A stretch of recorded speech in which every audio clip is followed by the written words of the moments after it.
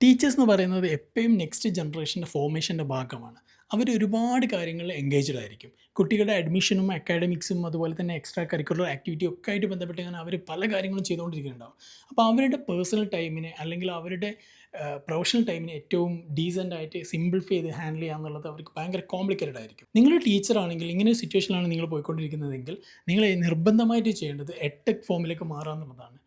എഡ്യൂക്കേഷനിൽ technology implement ചെയ്യുക എന്നുള്ളതാണ് edtech എന്ന് പറയുന്നത്.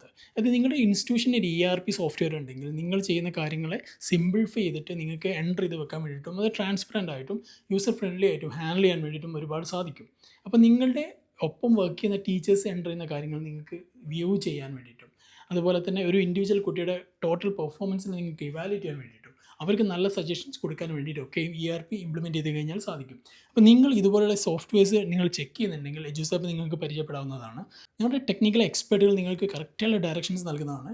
നല്ല ട്രെയിനിങ്ങോട് കൂടിയിട്ട് നിങ്ങൾ ഇംപ്ലിമെൻറ്റ് ചെയ്യുകയാണെങ്കിൽ നിങ്ങളുടെ എഫേർട്ടുകളെ കുറയ്ക്കാൻ വേണ്ടിയിട്ടും ടൈമിനെ ഏറ്റവും എഫിഷ്യൻ്റായിട്ട് യൂസ് ചെയ്യാൻ വേണ്ടിയിട്ടും നിങ്ങൾക്ക് സാധിക്കുന്നുള്ളതാണ്. അപ്പോൾ നിങ്ങളുടെ ടൈം നിങ്ങൾക്ക് തിരിച്ചു കിട്ടും. അതിലൂടെ നിങ്ങൾക്ക് കൂടുതൽ പ്രൊഡക്റ്റീവ് ആകാൻ വേണ്ടിയിട്ടും നിങ്ങളുടെ പേഴ്സണൽ ആൻഡ് പ്രൊഫഷണൽ ടൈമിനെ ഏറ്റവും ബെസ്റ്റ് ആക്കാൻ വേണ്ടിയിട്ടും സാധിക്കും.